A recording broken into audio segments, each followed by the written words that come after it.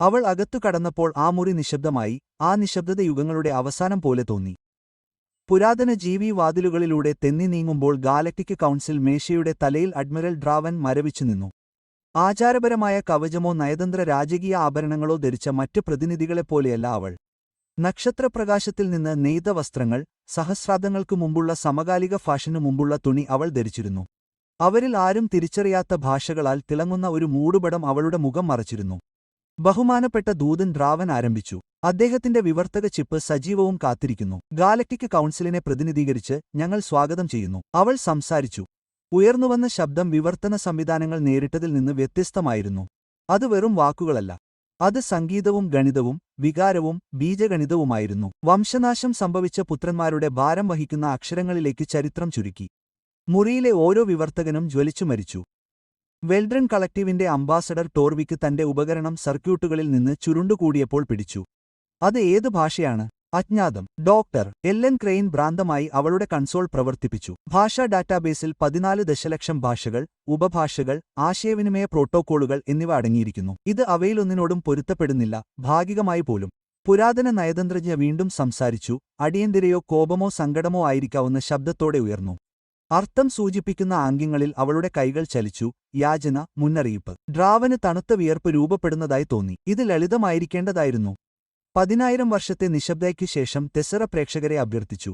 അവരുടെ നാഗരികത മിക്ക ജീവിവർഗങ്ങളും ചരിത്രം രേഖപ്പെടുത്തിയതിനേക്കാൾ പഴക്കമുള്ളതായിരുന്നു. ഈ കൂടിക്കാഴ്ച സഖ്യമോ ഉന്മൂലനമോ ആകാം. സ്റ്റേഷനിലെ എല്ലാ വിവർത്തകരെയും കൊണ്ടുവരിക, അദ്ദേഹം ഉത്തരവിട്ടു. ഭാഷാശാസ്ത്രജ്ഞർ, സീനോ ആന്ത്രോപോളജിസ്റ്റുകൾ, മരിച്ച ഭാഷകളിൽ വൈദഗ്ധ്യം നേടിയ ആർക്കും. നീങ്ങുക. 3 മണിക്കൂർ. ഗാലക്സി ഭാഷാശാസ്ത്രത്തിലെ ഏറ്റവും വലിയ മനസ്സുകൾ ശ്രമിച്ചു പരാജയപ്പെട്ടു. തീരപ്രതിനിധികൾ ക്ഷമയോടെ നിന്നു. വജ്രത്തിലും ദുഃഖത്തിലും കൊത്തിയെടുത്ത കവിത പോലെ തോന്നിക്കുന്ന വാക്യങ്ങൾ ഇടയ്ക്കിടെ ആവർത്തിച്ചു. ഇത് നിരാശാജനകമാണ്, ടോർവിക്ക് ഒടുവിൽ പറഞ്ഞു. ഭാഷാകുടുംബത്തെ തിരിച്ചറിയാൻ പോലും ഞങ്ങൾക്ക് കഴിയില്ല. നിലനിൽക്കാൻ പാടില്ലാത്ത ഒന്ന് അവൾ സംസാരിക്കുന്നു. അപ്പോൾ നമുക്ക് മറ്റൊരു വഴി കണ്ടെത്താം. ഡ്രാവൻ സ്റ്റേഷൻ വൈഡ് കമ്മ്യൂണിക്കേഷൻ സജീവമാക്കി. ഇതാണ് അഡ്മിറൽ ഡ്രാവൻ. എല്ലാ ചാനലുകളിലും അടിയന്തര ഭാഷാ അഭ്യർത്ഥന. ഈ സ്റ്റേഷനിലെവിടെയെങ്കിലും കൗൺസിൽ ചേംബർ 1-ൽ സംസാരിക്കുന്ന ഭാഷ തിരിച്ചറിയുന്നുണ്ടോ? പ്രതികരണങ്ങൾ നെഗറ്റീവ്, നെഗറ്റീവ്, നെഗറ്റീവ് എന്നിങ്ങനെ തിരിച്ചുവന്നു. പിന്നീട് ഒരു മെയിന്റനൻസ് ഫ്രീക്വൻസിയിൽ പൊട്ടിത്തെറിച്ചു. എനിക്ക് മനസ്സിലായി. എല്ലാ തലയും സ്പീക്കർ ഗ്രിഡിലേക്ക് തിരിഞ്ഞു. അത് ആവർത്തിക്കുക, ഡ്രാവൻ ആവശ്യപ്പെട്ടു. എനിക്ക് അറിയാമെന്ന് ഞാൻ പറഞ്ഞു. എനിക്കത് മനസ്സിലായി. ശബ്ദം ചെറുപ്പമായിരുന്നു, പുരുഷനായിരുന്നു, അനിശ്ചിതത്വത്തിലായിരുന്നു. എനിക്കത് സംസാരിക്കാൻ കഴിയുമെന്ന് ഞാൻ കരുതുന്നു. ഡോക്ടർ ക്രെയിൻ സിഗ്നൽ കണ്ടെത്തി. ഡോക്കിംഗ് ബേ 7 കാർഗോ വിഭാഗം. അവൾ ആശയക്കുഴപ്പത്തോടെ മുകളിലേക്ക് നോക്കി. അത് ഒരു ചരക്ക് ലോഡറിൽ നിന്നാണ് വരുന്നത്. അവനെ ഇപ്പോൾ ഇവിടെ കൊണ്ടുവരിക. ജോറാം കാലെ ഒരിക്കലും കൗൺസിൽ ചേംബറിൽ കാലുകുത്തിയിട്ടില്ല. അവൻ ഒരിക്കലും അങ്ങനെ ചെയ്യുമെന്ന് കരുതിയിരുന്നില്ല. സാമ്രാജ്യങ്ങൾ ചർച്ച ചെയ്യപ്പെടുകയും മാപ്പുകളിൽ നക്ഷത്രങ്ങൾ പുനർവിതരണം ചെയ്യുകയും ചെയ്യുന്ന ഹാളുകളിൽ ഡോക്ടർ തൊഴിലാളികൾ പ്രവേശിച്ചിരുന്നില്ല.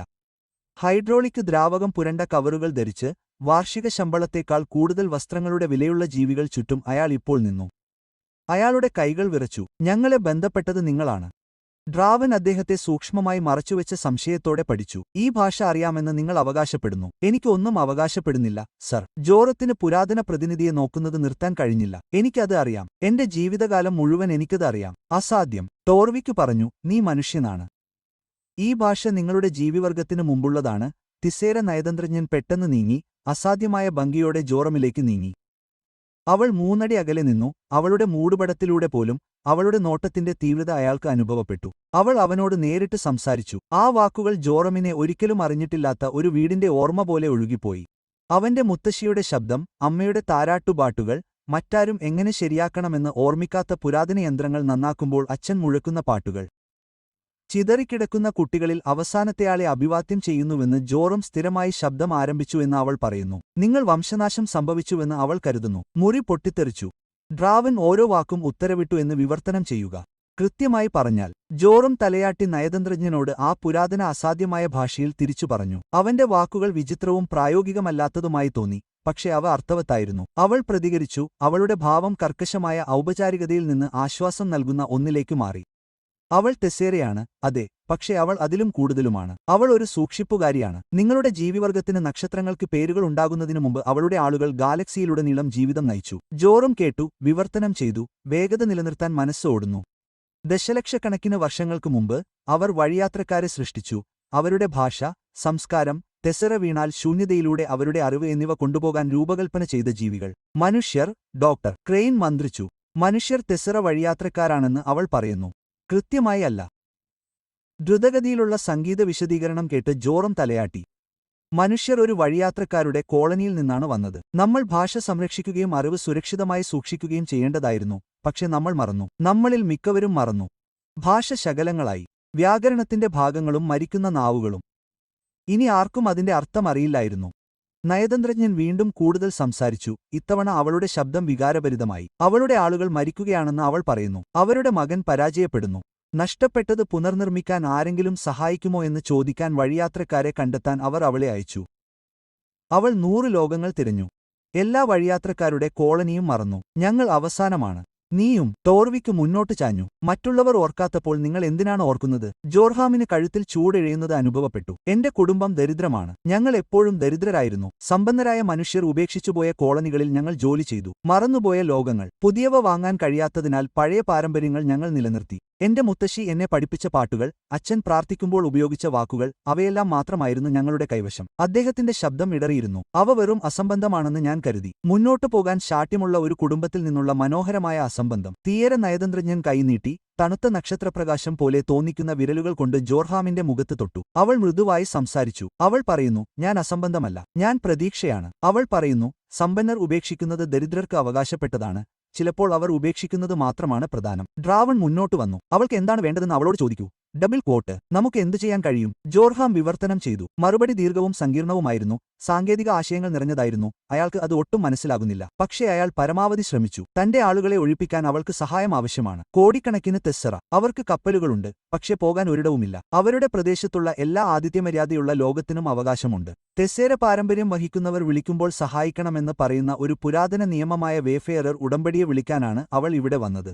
അദ്ദേഹം നിർത്തി. ഗാലക്സിയിൽ മനുഷ്യർക്ക് ചെറിയ ശക്തിയുണ്ടെന്ന് അവൾക്കറിയാമെന്ന് അവൾ പറയുന്നു. നമ്മൾ ചിതറിക്കിടക്കുന്നവരാണെന്നും പലപ്പോഴും ദരിദ്രരാണെന്നും അവൾക്കറിയാം. പക്ഷേ ഉടമ്പടി അധികാരത്തെക്കുറിച്ച് ശ്രദ്ധിക്കുന്നില്ല. അത് ഓർമ്മയെ ശ്രദ്ധിക്കുന്നു. കൗൺസിൽ ചേംബർ ചർച്ചയിൽ പൊട്ടിത്തെറിച്ചു. ചിലർ അത് അസാധ്യമാണെന്ന് വാദിച്ചു. ചിലർ അത് ഒരു തന്ത്രമാണെന്ന് പറഞ്ഞു. ചിലർ രാഷ്ട്രീയ ചെലവ് കണക്കാക്കി.